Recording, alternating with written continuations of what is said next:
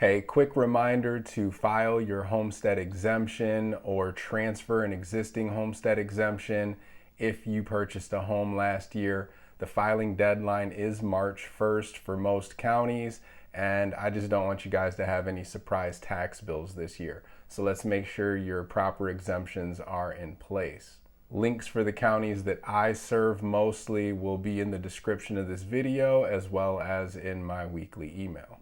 Now let's talk about the recent jobs report and how that affects the Fed's interest rate decisions going forward.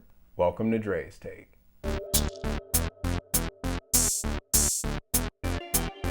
Today we get some good news as far as the jobs market, as expectations were completely smashed and 135,000 jobs were added in January.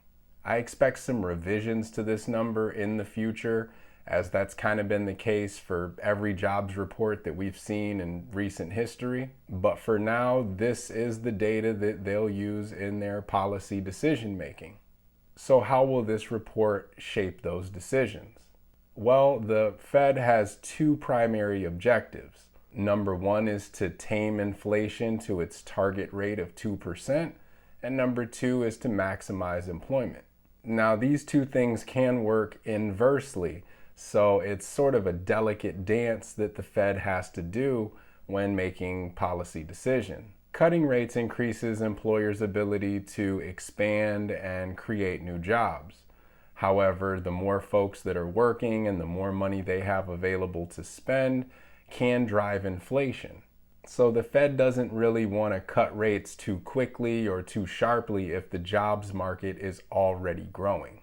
This recent jobs report indicates that their last decision to leave rates unchanged was likely the best decision, and probably the same decision they'll make at their next meeting.